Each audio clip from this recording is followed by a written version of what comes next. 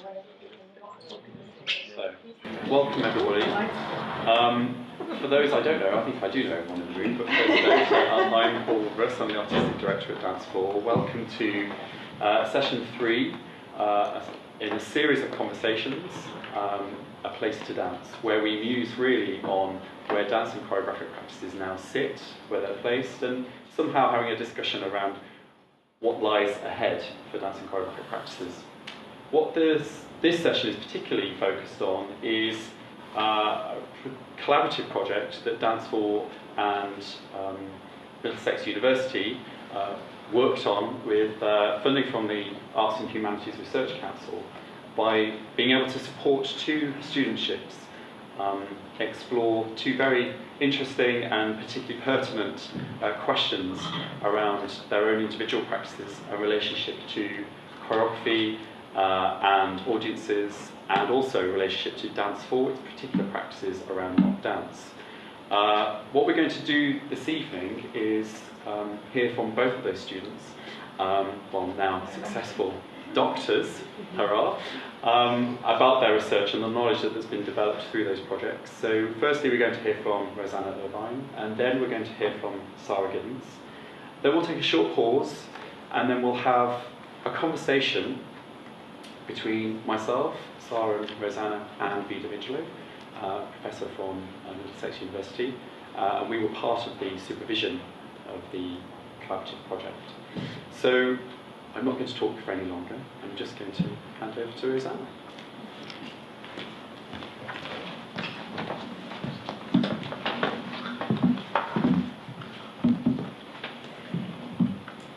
So hello.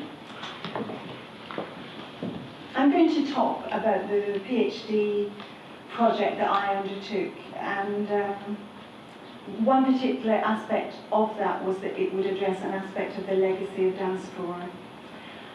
And another particular aspect was that it would address that through creative practice as well as through written outcomes. So I'll be talking about those 2 aspects, about my own creative works, 2 of them, and the written thesis. The 2 choreographic works are Perception Frames, which is a collection of choreographic scores, and the other work is a performance installation called What Remains and Is to Come, which is performed in gallery spaces with audience moving through.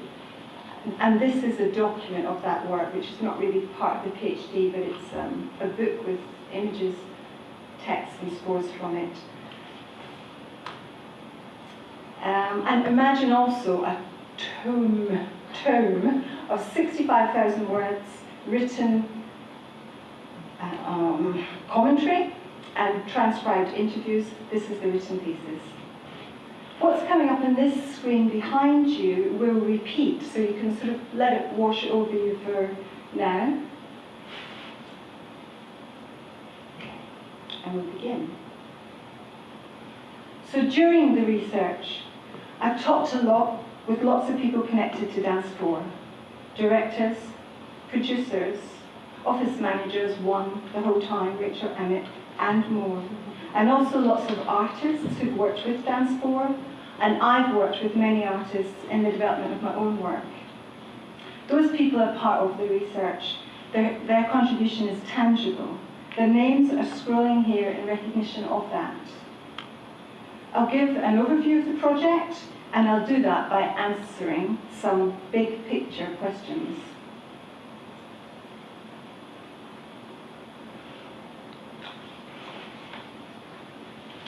One way that the words artists and researcher were brought together within this project was through my being called a research artist. I'd say the first thing that happens is perhaps a whole lot of different ideas about what research artist might mean. As an artist, I can identify 2 obvious ways that research operates in my practice. The first, which may be shared by many of you here, I know there are artists among you, is that serious creative endeavour is a mode of research. It's a looking into a sort of unknown, an act of inquiry. The second way, which isn't separate from that first, and which may be familiar to you all too, is that research operates in the following through of specific concerns within the creative endeavour. The first of these, the creative endeavour, may at times operate in a kind of immediacy or immersion or action. The second is reflective, considered, and in a sense discursive. It involves understanding arts activity within particular historical, cultural contexts.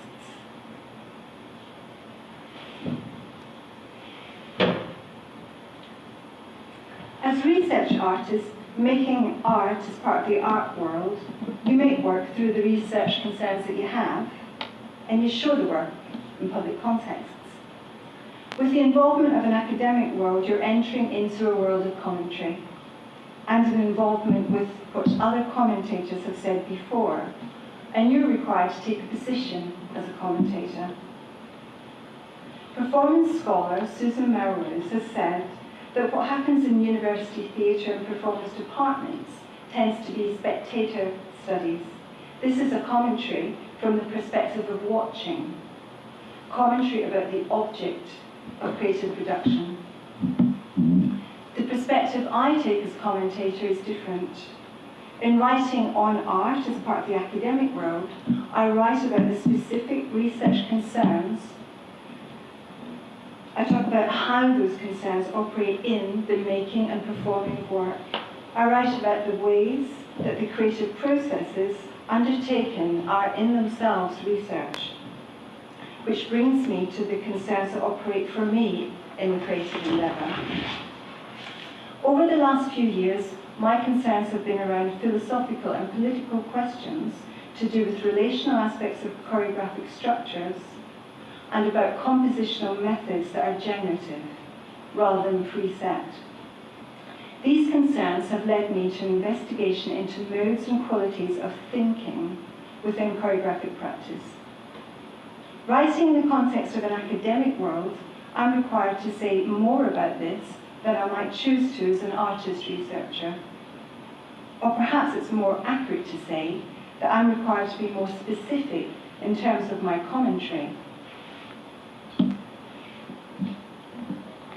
There's not a clear-cut distinction between art world and academic world in terms of the commentary that they work with.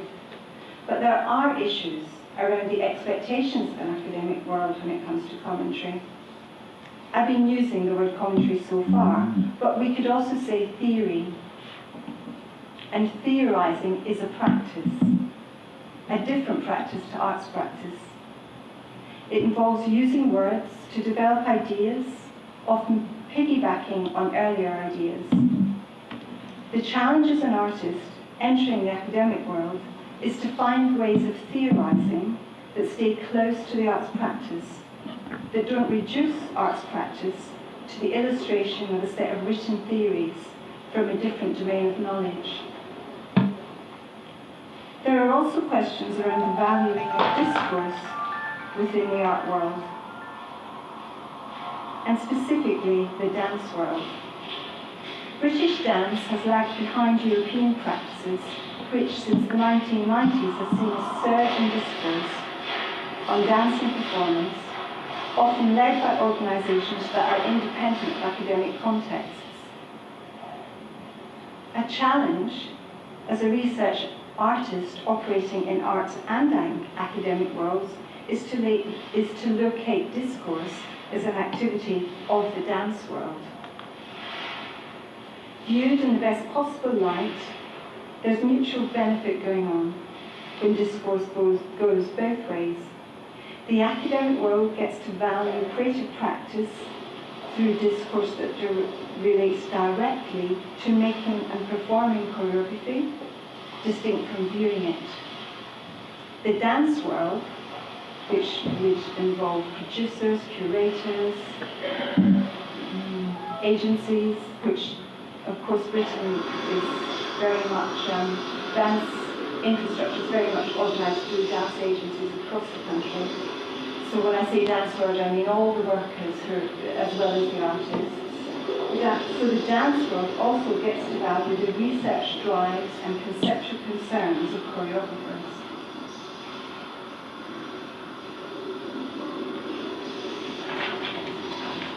So now we get to the particulars of a research artist within a dance organisation. Well, first of all, as a particular artist, in this case me, and a particular organisation, Dance 4. As a research artist at Dance 4, I have worked with my own particular history and interests, and with Dance 4's particular history and interests. Earlier, I talked about my interest in modes and qualities of thinking, and I kind of say it like that, thinking, in choreographic practice. And perhaps I should say straight away that thinking isn't necessarily thinking in words. When I'm talking about thinking in choreographic practice, I'm talking about moving, attention, qualities of presence in the activity of choreographic practice, but it's more specific than that. Philosopher Gilles Deleuze has suggested that representation troubles Western notions of what it means to think. He has also suggested that recognition is the first step towards representation, and that so-called thinking often operates through recognition to reproduce what is already known. And I turn this critique he has of representation in Western philosophy to dance and choreography. I'm interested in conditions of force, choreographer and performer thinking in ways other than through recognition, which I call the thinking in a non-representational register, a thinking that can generate choreography. These interests are conceptually orientated and experimental. The words conceptual and experimental are associated with Dance 4. It was Dance 4 who introduced European conceptual dance to British dance audiences from 1999. Dance 4 continues to programme conceptually orientated work since then, and Dance 4 also continues to assert its role as a dance organisation that supports experimentation. The research project that I developed kind of embraces this evident affiliation of interests.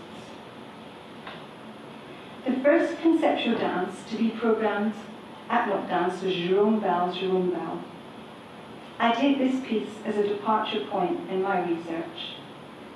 I draw on work programmed in Not Dance after the piece to Jérôme Bel and my own work, developed during the period of the PhD, to propose a novel articulation of a development in conceptual dance.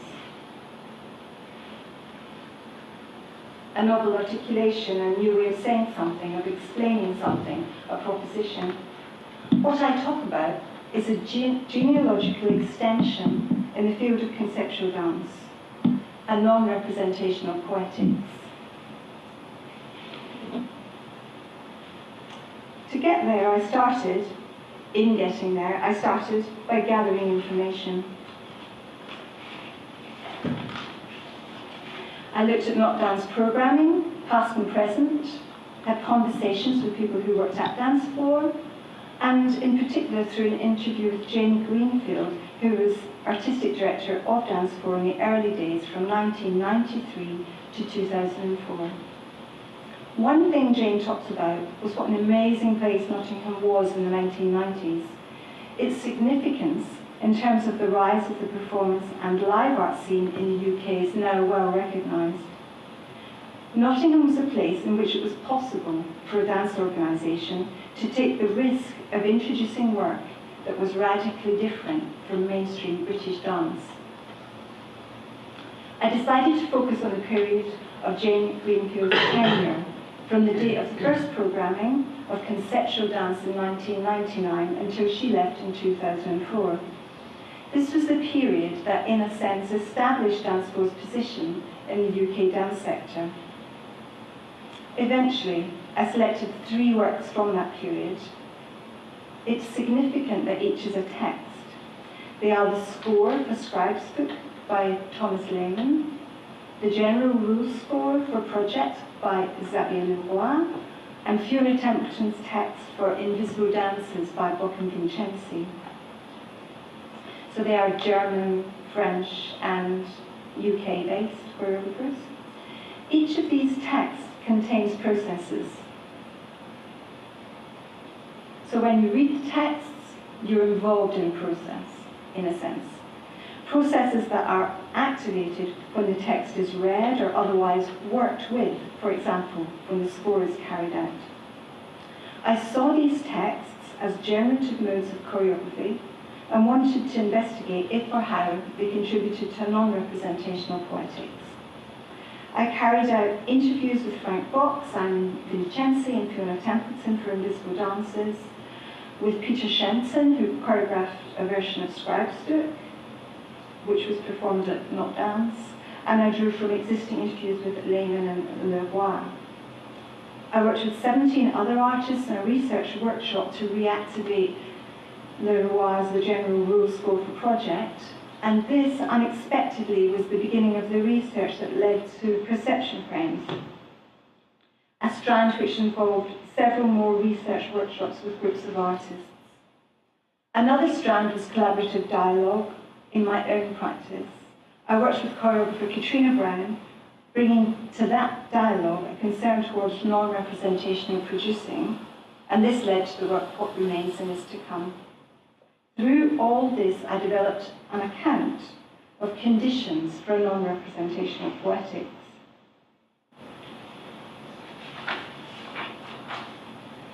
As I use the term, poetics means ways of making and performing choreography from the perspective and experience of choreographer and performer.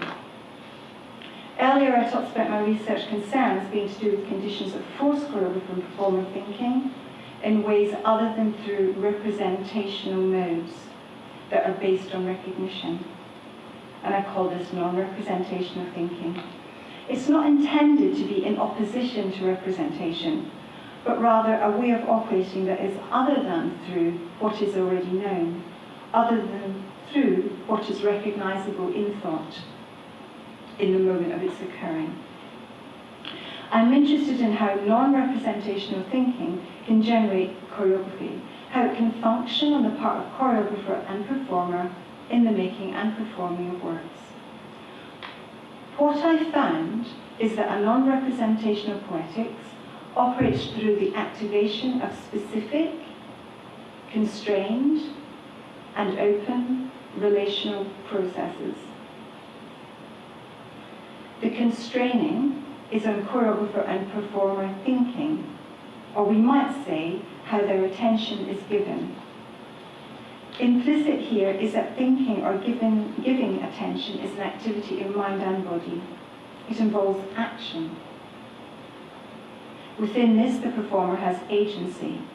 Her thinking is independent of an intended outcome, including perhaps what the choreographer might be asking for in any specific way. Her thinking isn't aiming at something specific. She must think within the constraint that's set up in order to act. So there's a specific constraint that forces a thinking in order for action to arise, choreographic action to arise, and because of the necessity that the performer acts through agency rather than the will of the choreographer, there is an openness of outcome. The whole context involves open, specific, constrained, and relational. But the relational aspect is not about a relation between. It's about something arising in the activation of a relational process. The written thesis discusses how a non-representational poetics operates in 3 works programmed in Not Dance and in the 2 works that I have made. And it takes off from Jerome Bell's Jerome Bell, the first conceptual dance works we programmed at Not Dance. I'll attempt to give a very condensed version of it here.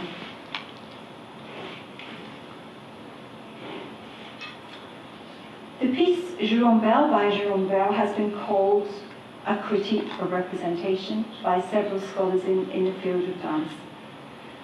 I say that Bell's piece, Jerome Bell, exposes and makes perceptible to audiences the processes of theatrical representation.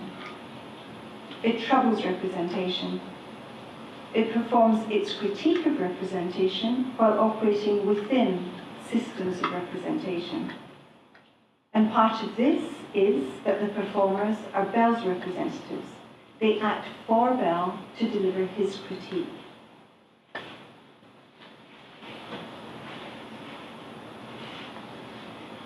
I say that Scribe's shifts from Bell's critique. It exposes the structural processes of a system that is not representational. Scribe's book, written piece by Thomas Lehman, is a detailed score for performance.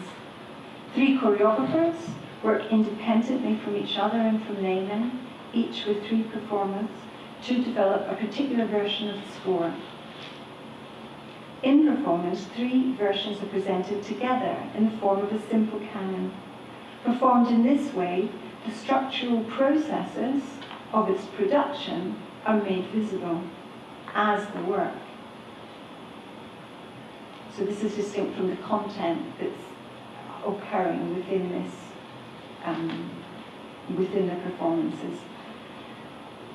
The choreographers and performers who create versions of Scribe's book are not representatives of Lehman. They are agents in a system that he has authored. Scribe's book has 29 themes with corresponding instructions for actions. For the theme dying, which you'll see in a moment, the instruction is to perform movement related to dying. It's evident that this type of instruction invites a representational mode of engagement on the part of the performer. Her thinking is inevitably orientated towards an idea, even if playfully and ironically so, of dying. However, the performer's representational actions carried out in fulfillment of the score function neither as failures of representation nor as critiques of representation. Here, their representational engagement, moving as if dying, functions in a system that's not representational, and the performer self-reflexively knows this. They're aware that the other versions are happening alongside, a few moments after or a few moments before, so that the processes of this structure are revealed, the differences are revealed, rather than the content itself of this action as if I'm really dying or acting.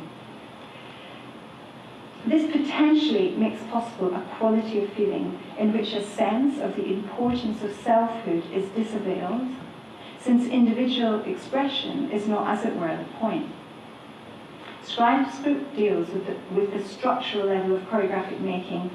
It moves towards non-representational modes of working as it orientates participants' engagement, so performers' engagements, away from signification and the importance of individual actions towards structural operations.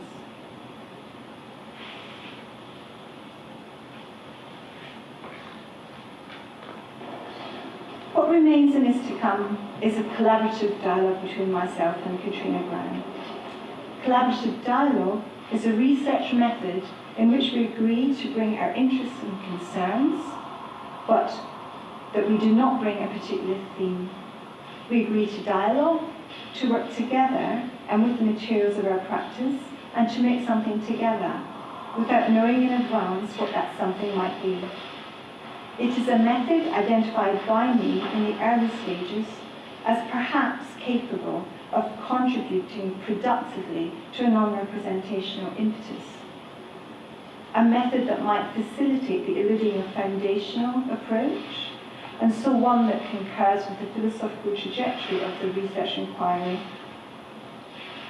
What came through this method was, and the particular collaboration with Katrina Brown, was a close attention to our own tendencies, habits and desires, and also noticing how materials which we work with, paper, charcoal, can be treated as tools for those desires.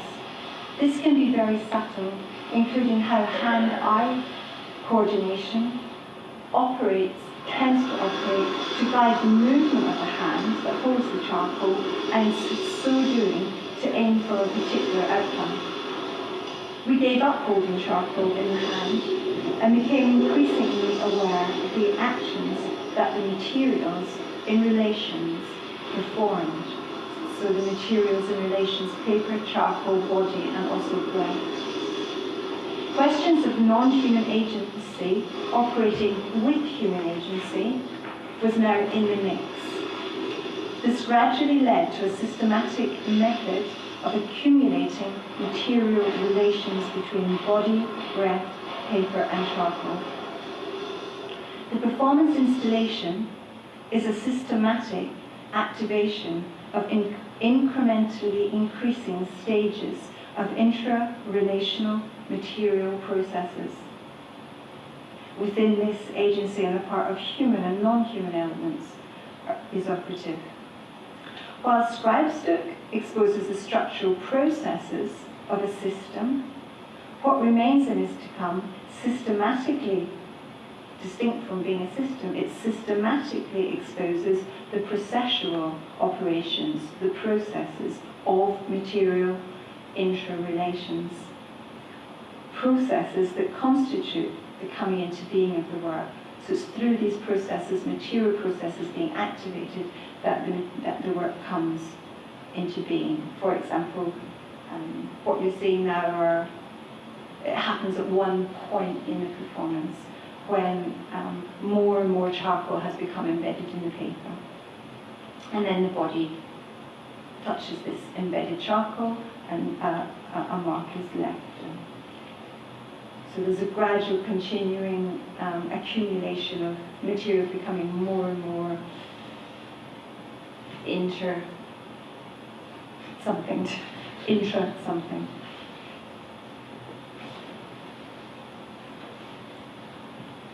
In project, game playing is presented as choreography. The general rule score, which recalls processes undertaken in a development project, contains instructions for processes to enter into with others to make games and rules for a choreographic event. I undertook a reactivation of the score with 17 participants creating 5 games over 4 days and performing them on the final day. This score forced a situation in which social processes of decision-making arose collectively through a concern towards the logic of gameplay, a logic that would work to move a game forward, that was concerned with playfully setting goals and setting difficulties in achieving the goals through rules that made sense in a game sense, and that then generated a choreography of sorts. A shared sense of an emerging to the situation logic functioned within the group, and very quickly, as a modus for thinking, to constrain thinking at an individual and collective level without predetermining what was possible in the composing activities. The individual experienced herself thinking with others in and for the situation. And this was something that was shared by the whole group, the sense that the decisions were formed, they arose. The game compositions, the game choreographic structures were made together without someone having an idea for it. They arose through this continual investigation into the logic of game. This was a constructing in relations, not through relational exchange, but in the event of relations, and I suggest a non-representational way of making. In performing the games, a competitive aspect came forward at times, driven by the goal of winning, bringing with it habitual movement and reaction. In some games, the competitive element was quietened, and qualities of sensing into an activity was brought forward. This was an important moment in the research. In particular, what was noticed was that when the performer's perceptibility to her perception was enhanced, that this can function to keep recognition and reaction at bay, and to maintain a quality of thinking in immediacy and mutuality of thinking and action. It is this aspect that I brought forward in the development of perception frames.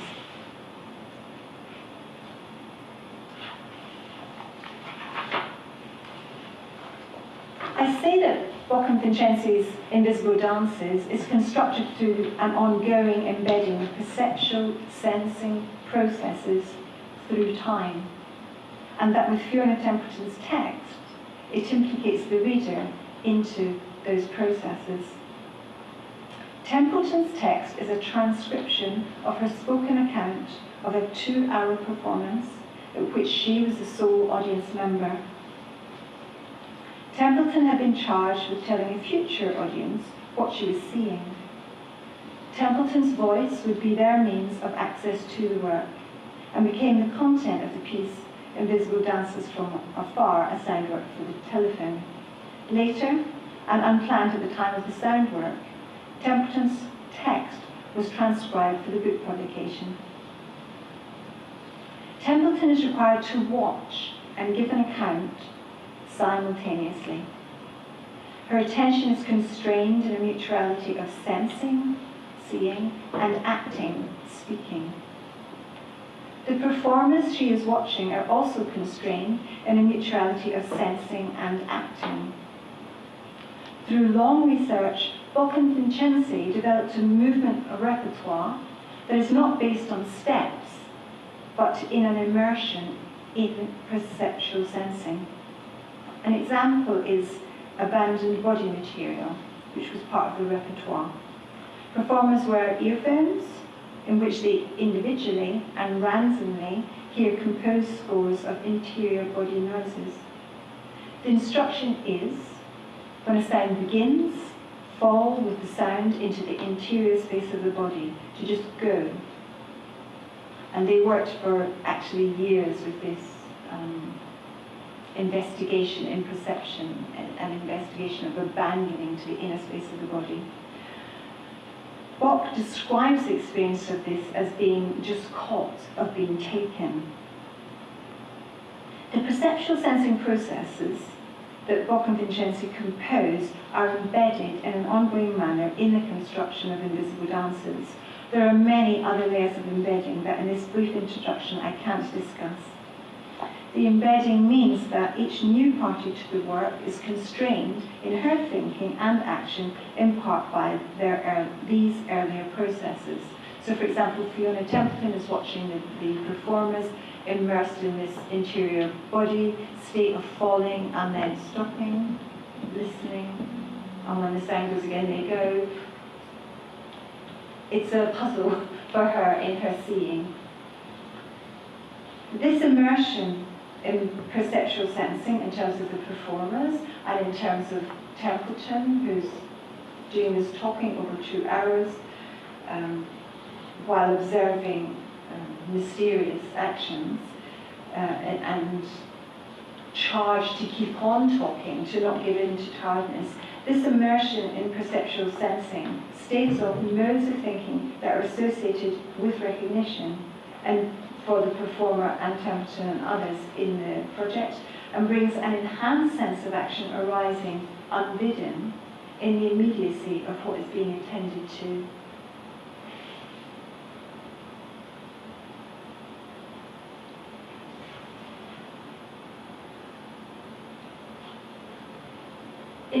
In perception frames, perceptual sensing processes are presented as an invitation, as processes to be entered into and to be modified by each artist who works with them. Perception frames seeks to offer situations for practice and performance that are open, so indeterminate with regard to outcome, and specific with regard to the constraining of attention in an immediacy of sensing and perceiving.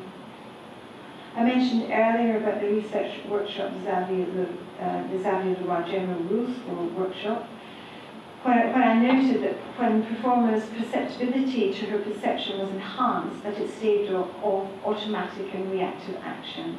It brought forward a quality of thinking in the immediacy and mutuality of thinking and action. Leading on from that, I undertook a series of public research workshops that investigated approaches to constraining thinking through the framing of perception. More than 40 people contributed by participating in workshops, through discussion and through testing the scores in their development. The scores and perception frames delineate certain constraints for entering into perceptual sensing processes. These processes operate through qualities of thinking that call on a mutuality of sensorial and mindful attention in each moment. The challenge that the scores propose to the performer is to work with an attentive mind and sensing body simultaneously in an experiential non-separation of mind and body experiencing action occurring. The activity of perceptual sensing is orientated through a receptive mode of active awareness in and towards each particular and always different situation of working. Performer attention is constrained, harnessed by the contours of the frame in the immediacy of the event. This is a quality of thinking, a forcing of thinking that is not recognizing. Foregrounding the qualitative aspect of experience, the scores orientate in an immediacy of perceptual attention, such that, in their activation, they engender a choreographic producing. In this way, their operations are those of a non-representation of poetics. The scores are all written, and it includes a glossary. The glossary at the back is intended to be also part of the instructions for the score.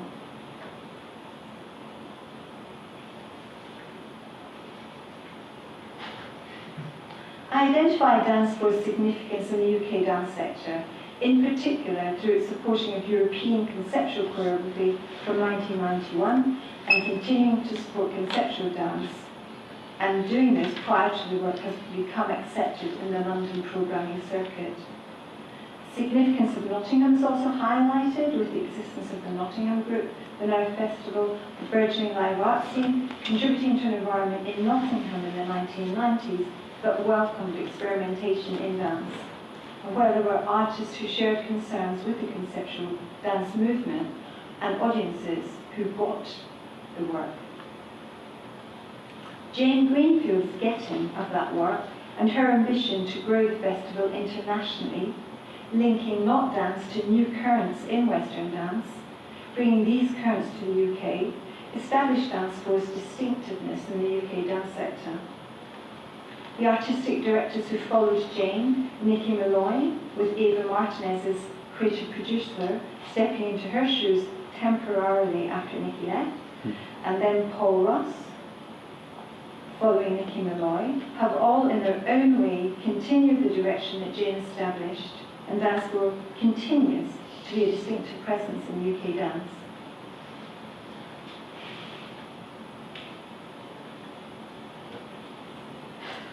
Well, maybe a more fruitful generation of discourse in universities, one that doesn't lean so much towards spectating, reading, and analysing works. One that seeks to understand or articulate the theoretical capacities of artworks in terms of art activity. One that opens out the conceptual drives of the artists. And maybe dance in the UK could begin to catch up with visual art in its understanding of its history, of precedence, of lineage, that we're coming from somewhere, and through this that the art form can mature.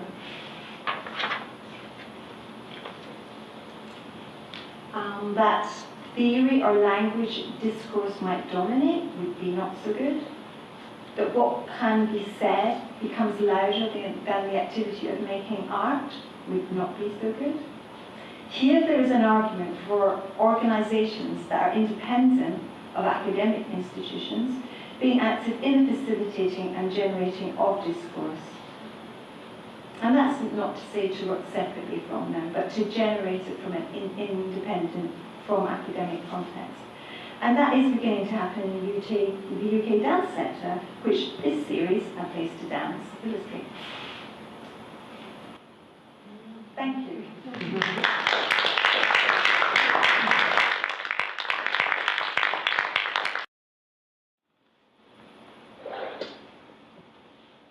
Close your eyes and listen. What? Yes. Listen. Now? Yes. Here. Listen. What?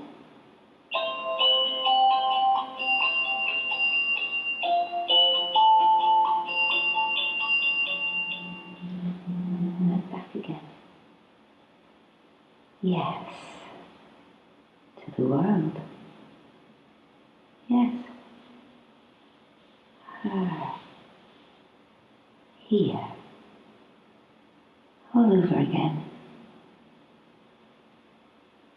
Here. Now, nowhere. And the world. Now, here. Stirrings. And on. All's yet to do. And be. And forth and on. Is a city with a well-renowned reputation for running things smoothly, but it's also a place with a secret. Yes. So much to do today, here, now, and on. Another day, another. So up and out and off and on you go. Yes. Into the world, gathering itself up and expecting under the bright sun, and on. From nothingness we have come to this. Inklings. And back again at every close to the teeming, into the forming, all darkness once again. On the equator means it sits happily in perpetual sunshine. And now again today, this day, and ready to say yes. To mix your fullness with the entirety of the world to come. Strong economic base, secure financial system, and stable political leadership. It is extremely well positioned to bounce back quickly when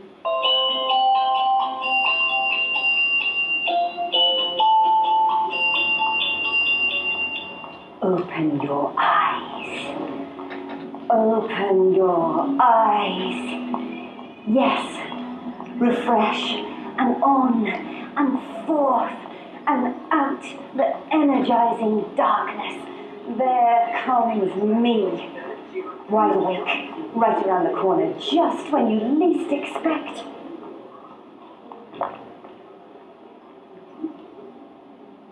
$9.49. Coffee. Yes.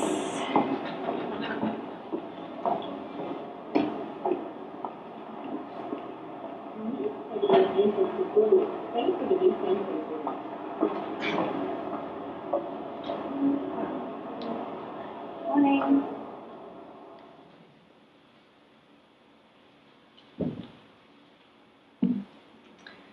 Through voiceover, Tony Yo offers an invitation to the gathered audience to stop a while in the early morning commute and listen.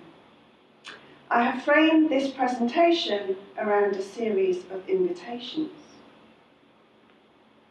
The clip comes from the beginning of the first iteration of Dreamwalk. The audience followed two performers through the busy streets of Singapore on a performance walk, stopping at various points along the way, listening through individual earpieces to live and pre-recorded sounds and texts. Choreographed in 2009, working with my company Bodies in Flight and my long-term collaborator, writer Simon Jones, this was our 16th professional work together. I had just completed a 2-year part-time bursary entitled Articulating Dance with Choreographic Lab, led by Jane Bacon and Vida Mitchell. Having brought Dreamwalk back to Nottingham, invited by Dance 4 to be part of Not Dance, an email came through from a dance mailbase outlining the opportunity to apply for a fully funded AHRC studentship hosted by Dance 4 and Choreographic Lab. Such an invitation arrested me and then overwhelmed me, so I deleted it. By 2010, I was busy making the performance walk for Bristol as part of Mayfest. A friend resent me the studentship email. I deleted it. Another friend sent it to me. I finally applied. I was not seeking such an opportunity. In fact, I could have so easily have not made the time or had the confidence even to apply.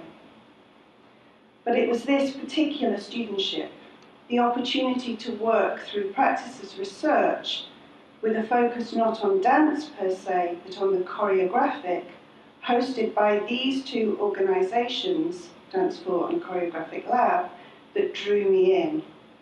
I was already making work driven by a choreographic sensibility, very often outside of dance and traditional dance-based contexts. Such a studentship was not an opportunity to build a professional practice. The research and academic agendas do not invite that, but this was an invitation to delve deep into my practice, to challenge and be challenged. I will outline one more complexity that such collaborative studentships understandably contain. Each is further complicated by an area of focus already defined by the host organisations, in this case, activating audiences, which, although wonderfully open, added a further layer to fold into the already complex mix. So, having offered a little of the context, I will share a little of the practice. I began from a genuinely open place of non-knowing. Later, to find Gaston Bachelard and his description of non-knowing as a difficult transcendence of knowledge. My initial proposal was typically maker-centered, something around those aha moments when something resonates that we want to stay with. As I allowed myself to begin to settle upon those moments in an attempt to find focus, I began to quieten and still. I will fold in here a further layer, my daily yin yoga practice. Yin yoga invites staying in postures, a yielding or letting go, welcoming gravity, and provides an invitation to notice, to acknowledge. As the fascia relax, it takes time. It is slow, quiet, detailed work, attending to the minutiae. I seem to have been drawn to the minutiae forever in my work. I recognise that more than ever now as I emerge out of this period of study. But this newfound attention to detail was different. I moved towards a naming of these moments, these apparently still, or at least stiller, points in my choreographies. But like my yin yoga, as soon as I reached an edge, the ground shifted. I got bogged down for a while in an academically driven concern of all PhDs, one's contribution to the field, such a grandiose term. However, I remained committed to a daily practice and began to recognise that the stillness I was interested in wasn't passive, it was active. A deliberate not moving, not dancing, an active non-doing, a time when little or no external movement is visible to the outside eye. However, there is movement, sometimes a great deal of movement, inside, within, and at the edges of stillness. A moving towards and away from. This moving towards and away I came to mark, to name, as stilling. And this choosing not to move, this choosing not to move on to the next place or image is both an aesthetic and a political choice. Of course, T.S. Eliot had said it all 70 years ago through the four quartets, partly inspired by his attendance at performances of the Ballet Russe. Eliot writes rather beautifully of the still point of the turning world and argues, Were it not for the still point, there would be no dance, and there is only the dance. Committed to working from the experiential, I made an invitation, and this is where my relationship with Dance 4 was critical. An invitation to 13 others, made up of Dance 4 staff, board members, and a handful of other makers to come and still with me. And through an embodied practice that led into a dialoguing, to reflect upon stillness and what it might mean to them.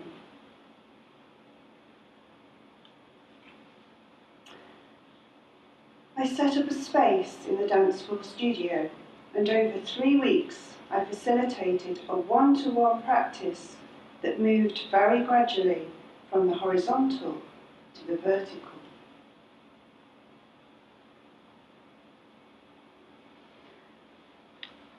My participants were so generous. I learnt about stillness through their stories, prompted by my questions. They shared their experiences of stillness through a range of verbal and non-verbal ways. It was an exhausting process, face-to-face in the eventhood, but I endeavoured to remain open. Inevitably, a whole host of things came up, things I did not want to confront. Stilling brings you face-to-face with yourselves. The intimate studio practice was something entirely new to me. This being still together led me to a complex philosopher, one I would at the time have liked to have chosen not to engage with, but whose writing resonated so deeply with my thinking and practice, I could no longer ignore him. This gentle, slow, grounded studio practice led me to Martin Heidegger. For the German philosopher, our being in the world is only possible because of our own knowing of our own mortality. As mortals, our acknowledgement of the inevitability of our own death is significant because it cannot be separated from our understanding of our own being. Being is already in relationship to our own mortality, our own selves, and to others. Just as I would suggest, being still cannot help but point in some way at some point to its other, movement. For Heidegger, this notion of being as a human state should be considered through dwelling, and that which he names the fourfold, the earth, sky, mortals, and divinities. A little more on this later. Now to dwelling. Heidegger suggests that in order to build a space, any kind of space, properly, with due care and attention, we should come to this by dwelling. He explores the association between dwelling as a space for a home and suggests the one is not synonymous with the other. Just because a house may provide a roof over our heads does not mean that we dwell in it. I was already all too aware that just because I asked people to experience stillness, it did not mean that they would. Conversely, a place where we feel at home does not mean we stay there. For Heidegger, proper dwelling carries with it a necessity to value and care for those beings and things within our domain. It seemed to me that dwelling could be a useful way to enter the domain of stillness with the necessary care and attention. Significantly for Heidegger and my developing practice, the real plight for us as humans is that we have lost our ability to dwell, to exist in relation to the fourfold.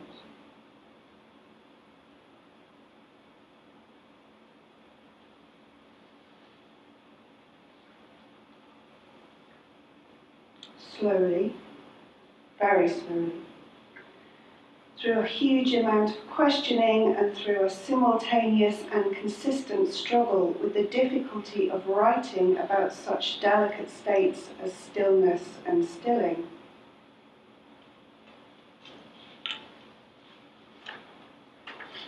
I began to enter into what Bachelard has termed a slower ontology. Through dwelling with others in the studio, I found a way to approach stillness, and through stilling, we have been able to dwell. Such dwelling, initially grounded on the horizontal plane, had, however, allowed stories of stillness held in suspension to spring up. The connection between instants of stillness caught in suspension, springing up to surprise, resonated deeply with me. I saw its repercussions in the way one moment could lead, in ways I could not have imagined, to the next body of work. Indeed, it was the absolute uniqueness of each handstand Tom Wainwright performed here in the Bodies in Flight show Model Love, which acted as the creative spark that led me to working with elite and amateur gymnasts. Such interruptions in the midst of flow, instants made up of deliciously poor repetitions as Tom attempted, but could never succeed, to hold on to the exact same moment, with the expectation that at any point he could drop out of such a state and fall into something else. Or Jake Houtley's impossible task to keep the rings, actually called still rings, as still as possible whilst his body is held in a horizontal position, here in a planche, for as long as possible. During such moments, gymnasts are usually working hard to conceal movement. What drew my eye was all the tiny adjustments required just to try to hold such a still. I edged towards a title, one that might hold such a range of works and practices. I alighted upon still small acts. And perhaps more importantly, to the naming of a palette of stillnesses. And I began, rather gingerly at first, to articulate this to others as I prepared to make still moving, moving still. First, in the Honour Feeney in Bristol, as part of a major AHRC-funded research project performing documents, and then on a much grander scale as part of Dance4's 2013 Dancing Galleries season, made for Nottingham Contemporary. The palette was made up of stillness as a letting go, stillness coupled with difficulty, stillness as a way of drawing attention to, and stillness held in suspension. Through a further invite, this time via email, I gathered together performers who were interested in exploring being still in performance, and then those with a mindful practice of their own.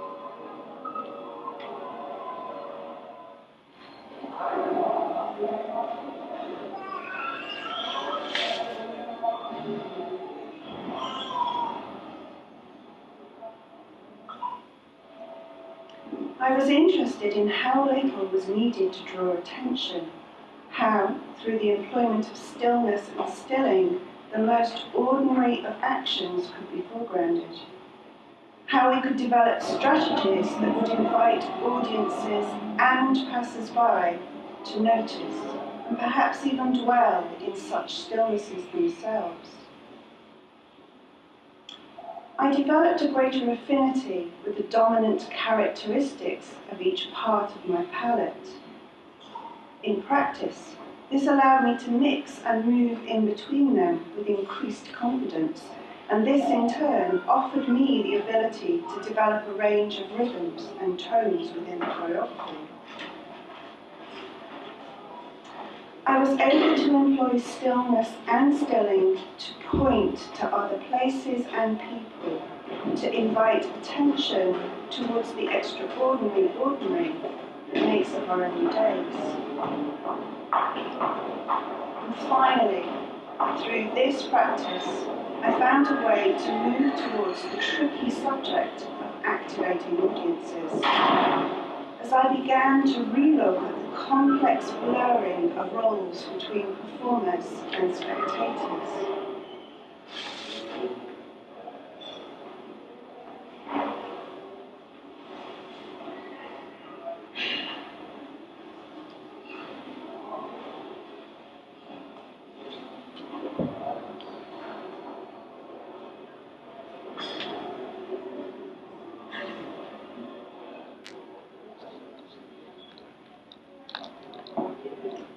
I witnessed for myself how the employment of stillness can offer up an invitation, a space and time to engage audiences and passers-by within such live, face-to-face encounters, to demand attention, to slow us down, even to still.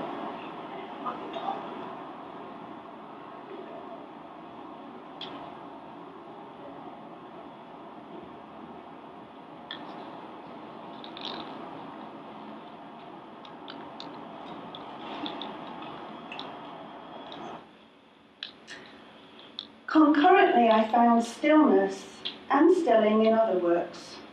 Most obviously, Marina Abramovich's 2010 work, The Artist is Present. The influence of other makers was perhaps less explicit. I was hugely influenced by the work of Raymond Hoy and Laribo, first seen in Not Dance in the 1990s, with their propensity to employ stillness to invite us to look closer, to relook, to confront ourselves in the spaces and times opened up, and to, in fact, challenge our very expectations of dance and what it should contain. And further back, to Cunningham, sitting still for Tacita Dean's film, Merce Cunningham performs stillness in 3 movements, to Martha Graham, Doris Humphrey and Isadora Duncan, and their various pauses in between, and particularly to Ruth St. Dennis, who really understood stillness as part of her dances.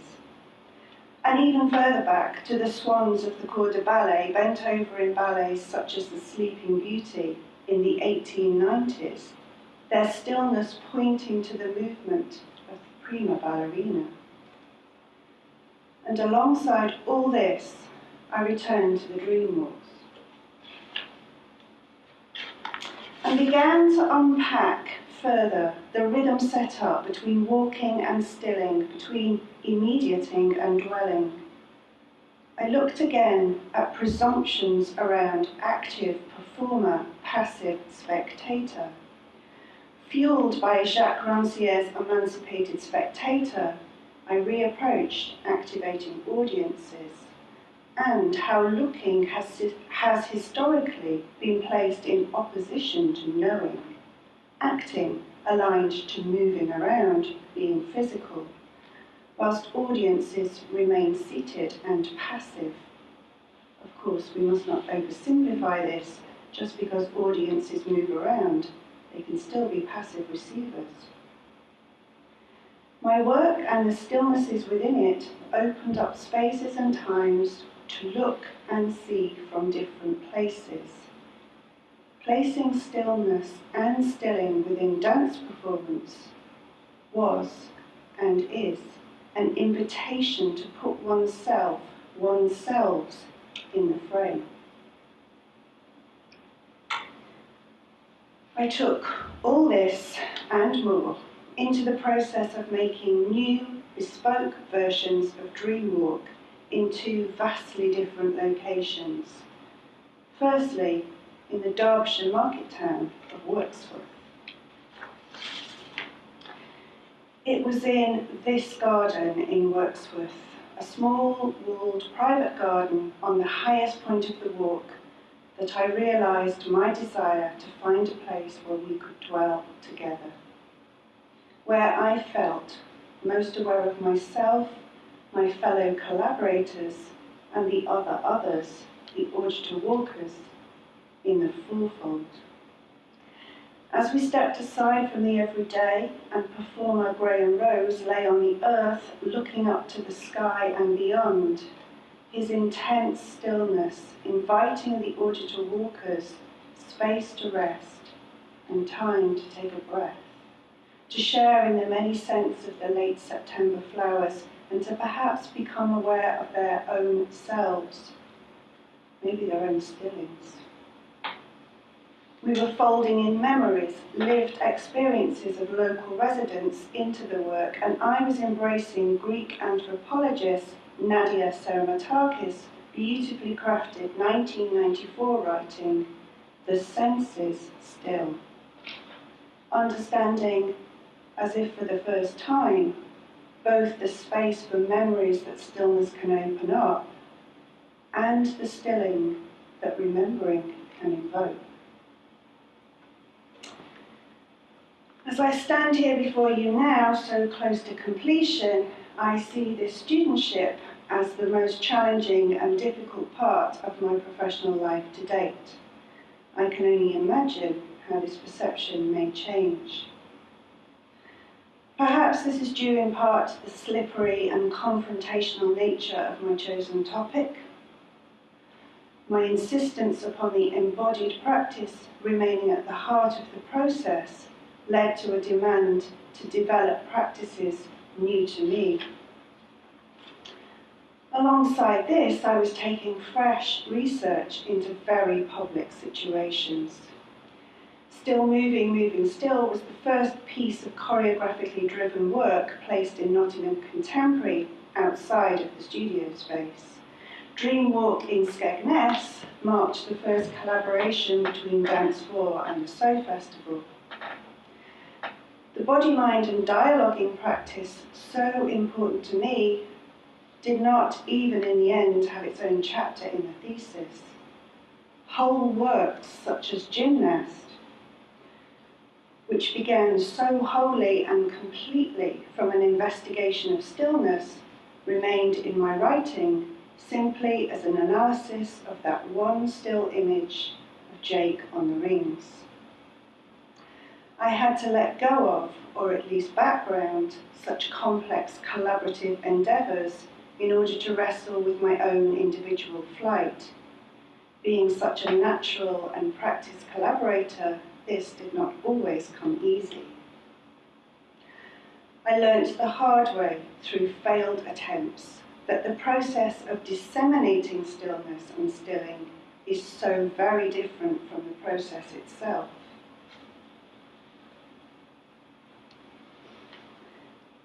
I still cannot articulate satisfactorily enough the incontestable moment when stilling tips into stillness, or when suspension becomes so comfortable that one can dwell in it. Perhaps boundaries always afford such leeway. Perhaps, like the boundaries of our bodies, stillness and stilling just slows us down. And that is its greatest gift, and sometimes its most difficult invitation. As for my contribution to the field, well, I still remain shy on this one. I hoped to put stillness and stilling more firmly on the choreographic map. I have made a case for creating spaces and times for stillness in a range of contexts.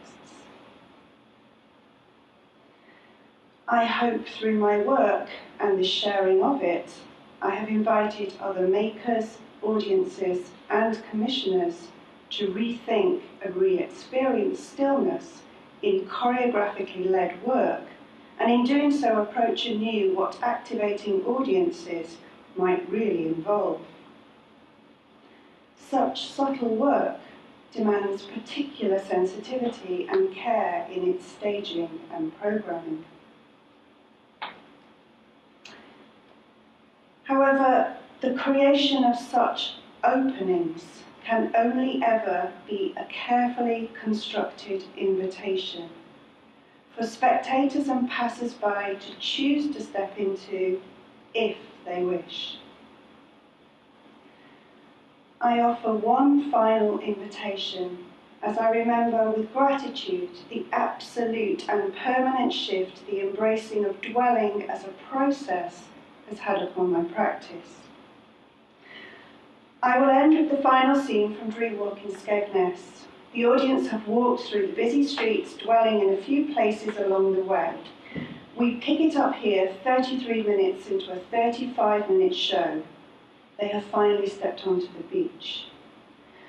This clip ends with words uttered by Joyce Oates, gathered through an invitation to share her experiences of childhood holidays, and who, upon hearing the title Dream Walk, left us with words that we could not have even imagined. For me, a return to Sara, whose work in the senses still I just touched upon earlier, and through her to the Greek meaning of nostalgia, an absolute aching for.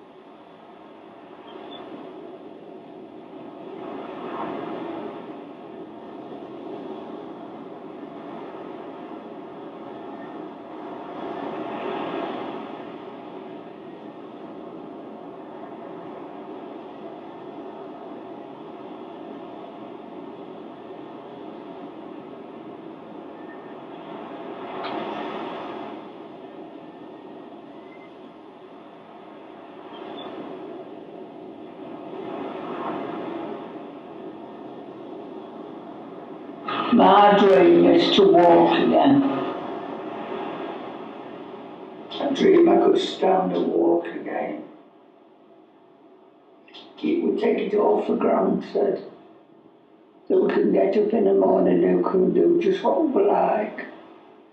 But when it's taken from you, you realise how much you're missing. I mean, I used to walk everywhere. I used to organise walks. And I used to go swimming, and I can't do that, neither now.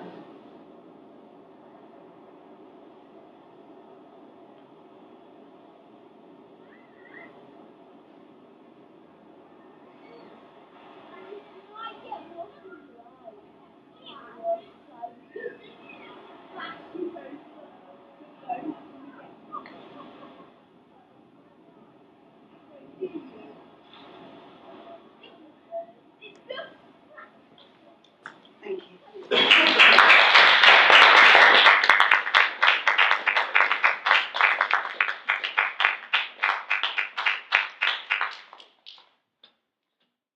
So, thank you for coming back to join us in the conversation.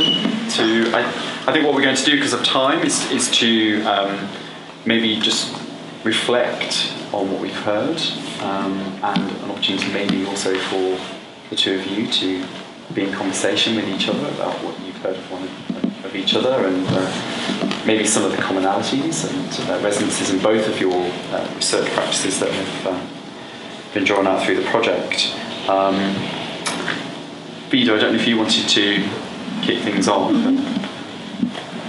Yeah, we'll start from there, I see can what certainly comes do out. that. I was busily in thinking about today and then in listening, sort of pulling out thoughts about key threads. But I think firstly what I wanted to just note was how incredibly honoured I feel from listening to those of having been part of that work and its genesis and its richness, and having gone back to the research proposal that was written by Jane Bacon, who was the other co-supervisor, myself and Paul 5, maybe 6 years ago, because it takes so long for the HRC to make up their minds, how much of the research process, and inevitably research processes, I guess, go beyond anything you can envisage when you write proposals. And so there's something about that in looking at the things that it says here about what we thought we'd try and do, and how they do that and also do so much more and become so particular and so nuanced, and how research has that ability to speak to a broad issue but in these very specific and nuanced ways, which I think was really clear for me listening to you today, which was really nice, and I feel hugely honoured to have been part of that, which was really lovely, quite emotional. It's our kind of first public outing since the completion of both of them, so that's really fantastic. In terms of general things that were coming up for me when listening were things about the relationship to archive in dance, and what do we mean by a relationship to archive. And I guess that resonates for me because back in the Not Dance Festival this year, I was having a conversation with Rosemary Butcher about that, and so the different types of relationship to our archives and our own histories in different ways that both of you touch on in different ways.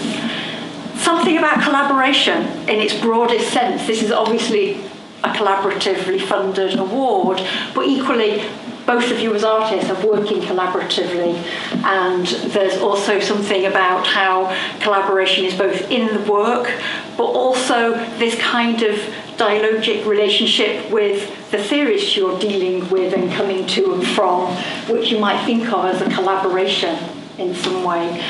So those different kind of modes of collaboration that are attached to the work.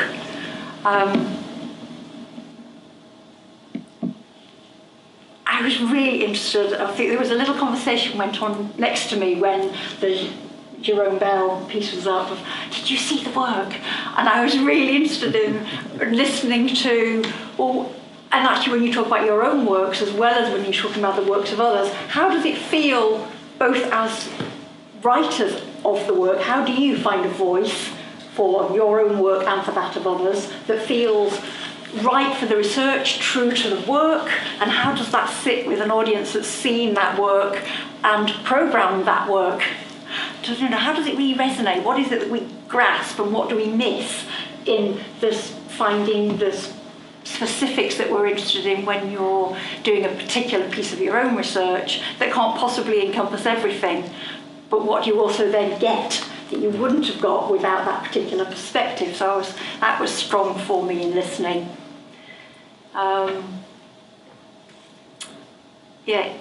All sorts of in-betweennesses, which has been a really important word for Sara in her work throughout. I don't think you used it actually today. My students have banned me from saying reflection, resonance, in between. But that I think is, again, I guess it's part of collaboration as well, of what are the kind of in-betweennesses of those places, and how do you be in between all these different contexts, agendas, ideas, and blur them interestingly and purposefully. They were some things coming up for me, and I'll probably do for now. I think there's also something for me about audiences and spectating was so present in everything that you were talking about. And partly because of my knowledge of the works that you were talking and referencing, both your own, but also the others. And there's something about revealing through the invitation. So something about being clear about what the invitation is, whether that be a score and a knowledge about whether the score is present, and then also an invitation to dwell and spend time. They feel like very, very clear invitations. And so for me, I was interested in that as a mode of practice, but then also a method of activating and deepening a dialogue with an audience about choreography. And I think that's what's resonating clearly for me through both in many different ways. I think it's interesting we were just very quickly sharing a surprise, I suppose, about the notion of dance for, not dance, having history and it being in the past in that way, because it feels so present and so much of the work still feels incredibly fresh in terms of its perspective. And then fascinated, I suppose, particularly Rosanna, about the focus on a particular time. And then, so between the two of you, somehow I feel that a line of inquiry through the organisation's work curatorially has been articulated in some way, which I think is a really, really subtle but very beautiful thing that's emerged and was quite a special outcome of an unexpected outcome. Yeah, I'm not sure. And then again, I suppose I should just acknowledge that huge privilege of being part of many, many deep and quite mind-bending conversations that have not only, I feel, hopefully informed your research, but ultimately are deeply informing the way in which our organisation feels has an attention to what we're now doing. So thank you for that. I guess that's the loop as well, that it would be really lovely to hear from you, because that's the stuff that has as yet been unspoken. Mm. The impact of our inquiry, really. Do you want some of that now? Or I suppose the impact of the inquiry has been about, it takes many different forms, so trying to be succinct. So I can clearly see that there's been an impact on the environment in which we, and an attention to the environments in which we place work. And I think the trying to understand a language in which helps invite an audience into a particular place with a piece of choreography, or a practice, or a conversation. I think that there's been also for me, particularly in the research that I'm interested in, as a presenter and commissioner, I'm aware of building connection to, is it an archive? Is it a memory? Is it understanding a path between what we're now doing and what we were doing? And so through programming, trying to ensure that what we're doing is being respectful and enabling an audience to understand a longevity of practice for an artist, and also a range of practices, and for Dance 4. And although that was part of my pitch around coming to Dance 4, actually, that's been really present since a range of conversations that have taken place. And also, I suppose there's a fascination in all of those works fundamentally that sit in the beginning of Not Dance. Absolutely informed me and my interest and my professional practice to date. And so it's been wonderful to be able to have those present and that period of time more present through this project. I suppose I could go on and on, but that's a little bit of where I am with that. There was I guess something that is fundamental to both of the projects and fundamental to the whole reason for being for Dance 4, it seems to me, is actually being about choreographic research. And what on earth we mean by choreographic research, and why is it not just doing choreography? What is entailed in that, that is both obviously fundamental to both of these projects, that it comes out of, it is generated through and shared in choreographic processes. I wondered if you want to say anything about the choreographic in that sense, and the choreography as research. Yes.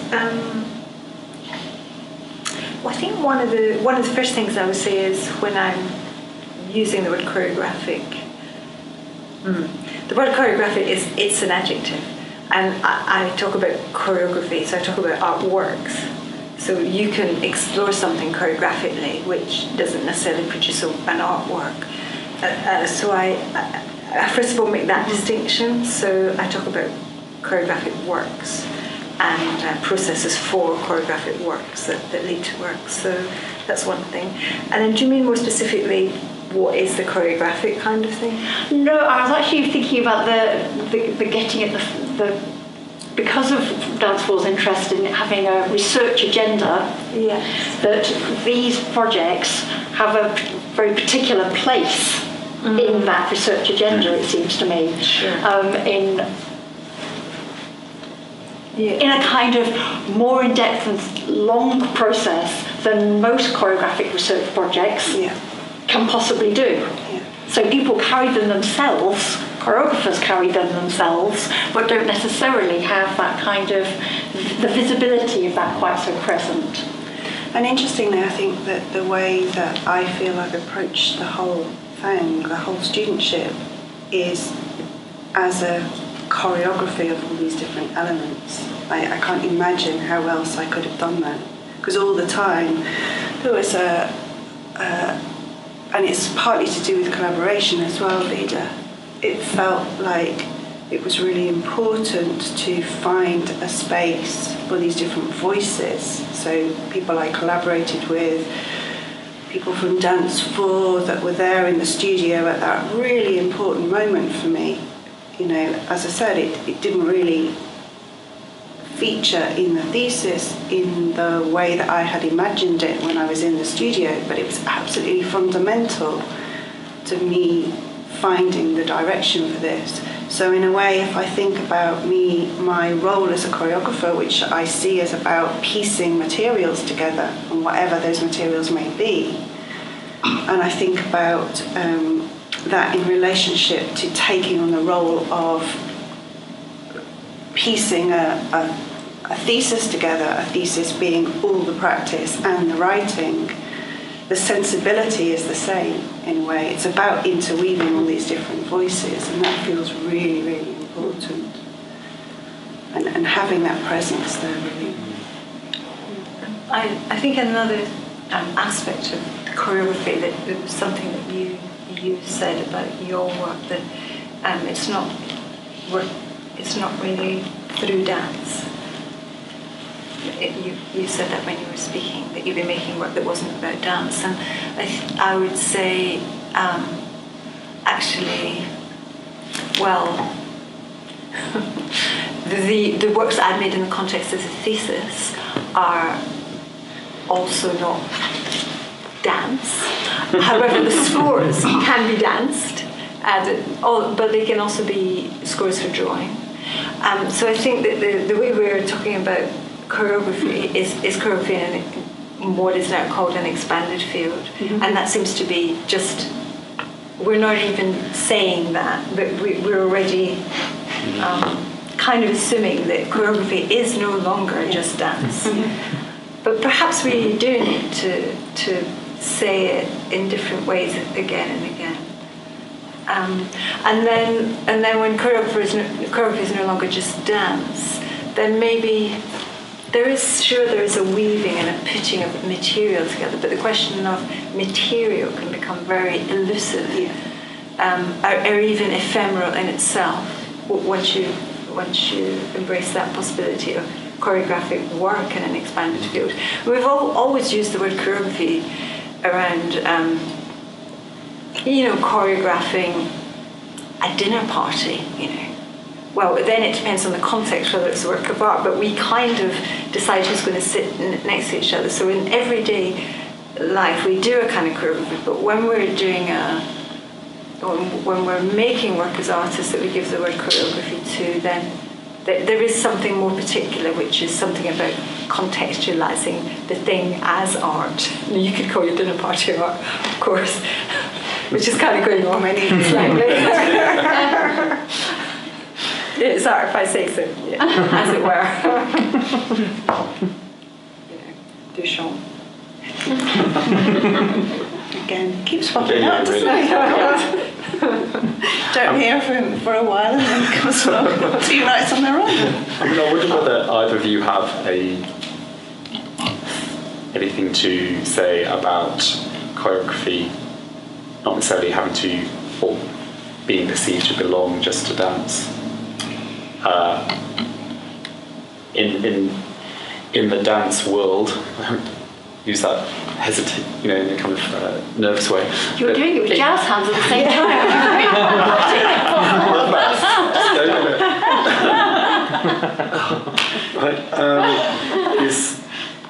It's problematic because is it problematic because of how we then enable and have a conversation with an audience about choreography when potentially or dance when it's being appropriated by other practices, and I'm excited by that, and I'm also a little bit nervous about it because of having a mandate for dance. So I wondered if you have thoughts. You see, my feeling about that is, and I can't divorce myself from the process I've just been through. So there's all of that that's first and foremost in my mind and coming out my lips, I guess. But for me, the problem is about how the work that is choreographically driven is then cared for. For me, that is the only issue. Yeah. That if people can articulate that there is a choreographic concern to the work and you approach commissioners or whoever it may be with that in mind and you're engaging in that dialogue, then for me it's about how do you look after that work that's choreographically driven when it's perhaps not in a theatre.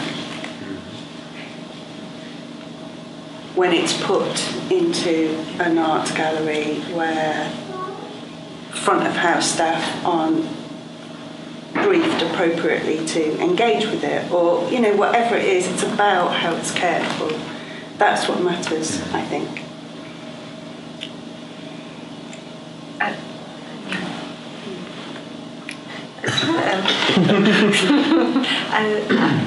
I do feel that there is a potential sort of risk for dance when choreography is let free from dance. Although my work is absolutely, the work I've been doing the last few years is free from dance in many ways.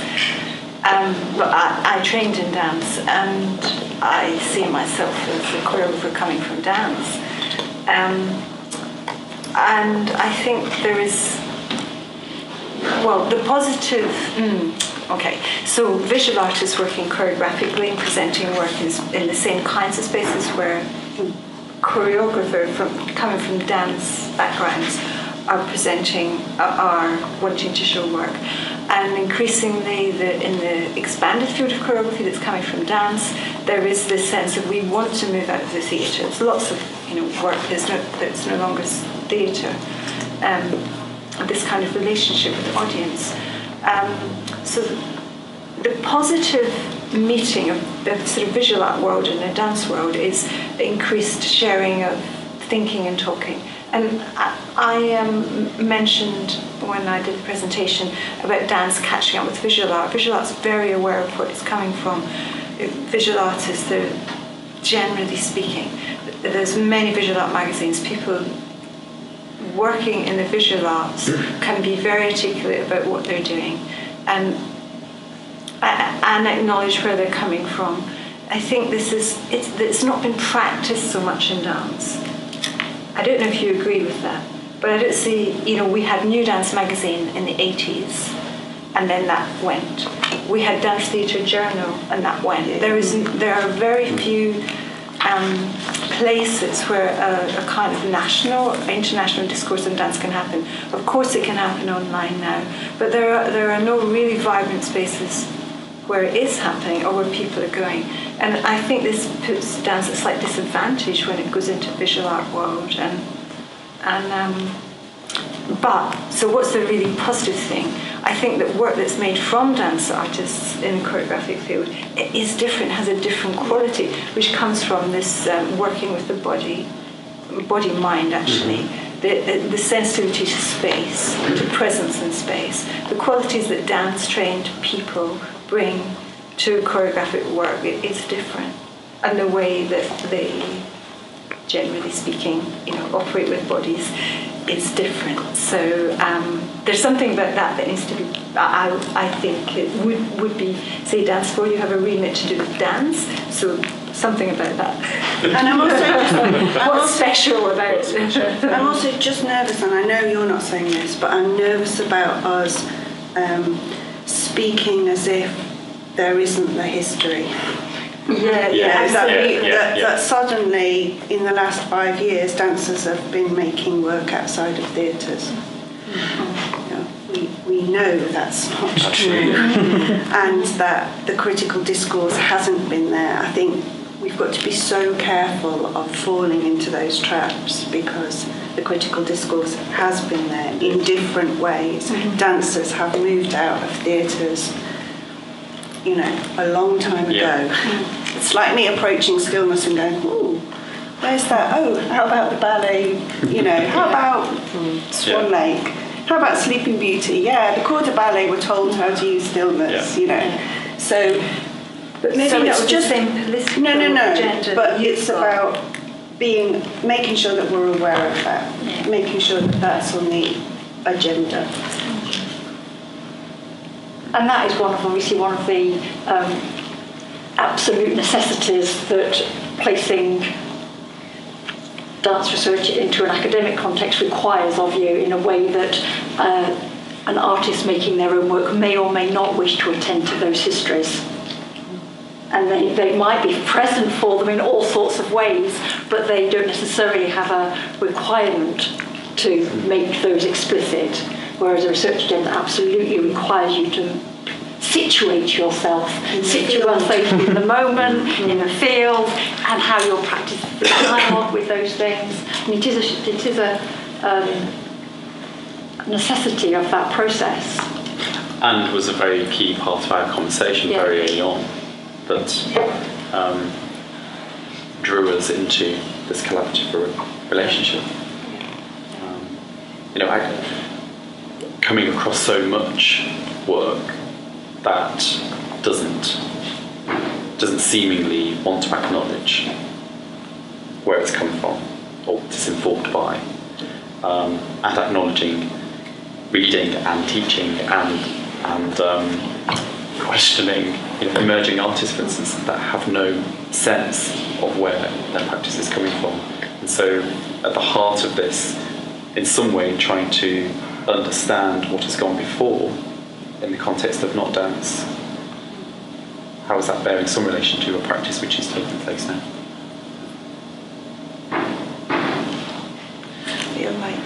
In the time left, are there questions, musings, reflections? The invitation. I feel I should say something, although I find it very hard to articulate these things. But weirdly, what you said, Rosanna, about the difference between dance and choreography, in 23 years, I don't think I've ever thought as much as I have about that as I have done in the last 5 minutes. It's very interesting, but I have lived through a dance floor, endless kind of going, but that's not, what is this? This isn't dance. What, not dance is called not dance. We didn't invent it. Not dance predated dance floor, remember? And it was called not dance as a kind of joke You know, you come to nut dance and you go, well, that's not dance, and it's hilarious still. You know. But actually, the minute you say it's choreography, well, actually, that is different. And I don't think we speak about, internally we speak about choreography in that way. I was thinking, I'm thinking a lot about the centre we're going to be moving to next year with new workspaces, about making, about giving artists space. You know, and the minute you call it a dance centre, it brings all these expectations. And those big studios in France, which has this big national, kind of national grid, have said they're called choreographic centres. They're not called dance centres. And so what you'd expect to come out of those is Jerome Bell and is Xavier Lemar. That's where those guys have come from. And so I'm kind of going through this huge revelation. The dance does come out of those places. Of course. And dance comes out of here. Yeah, and of course Dance 4 has done lots of things that are dance.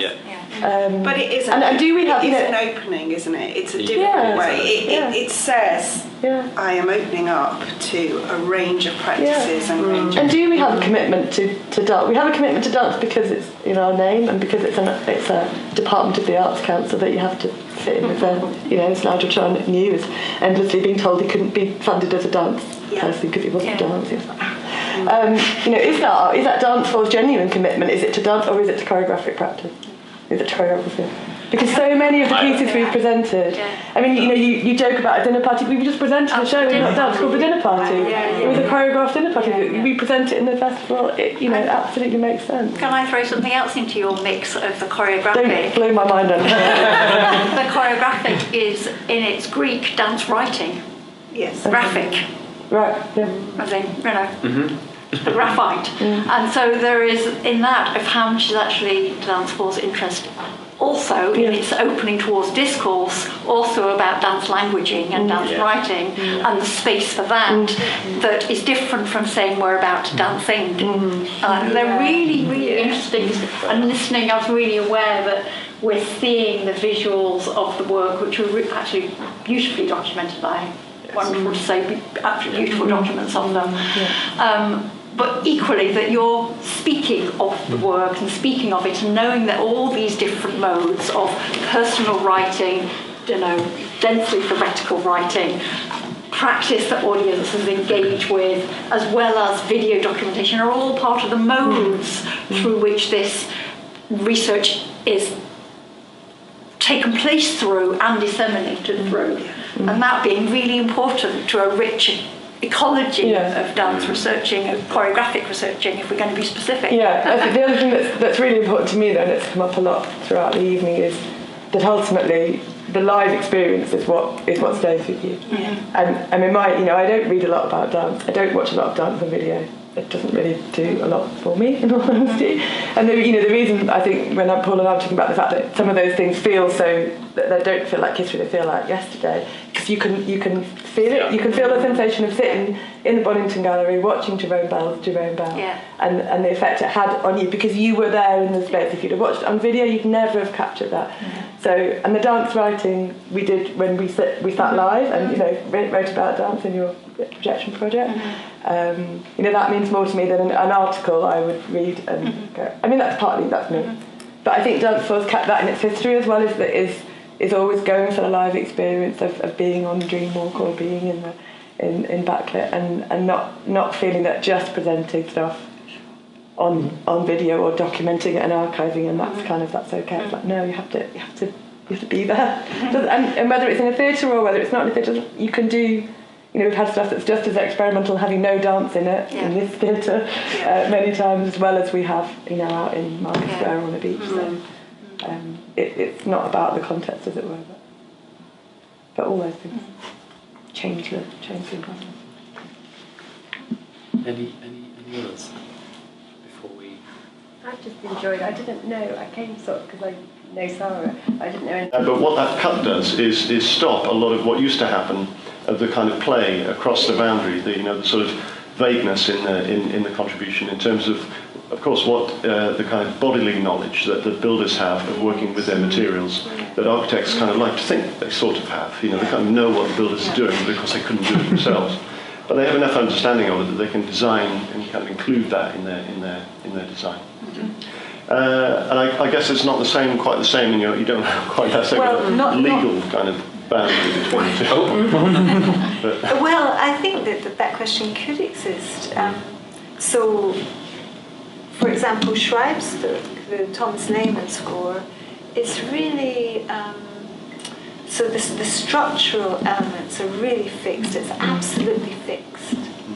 And so, which is that the timing, there's a minute, everything's split into minutes, and there's some slight variations in that, and there's a sequence across the space, so one group comes on, they move along to this, the next group comes on, they move along to the other, that one moves there and that one moves there. So you have this procession going across the space. So that's one element of structure, which is to do with time and space.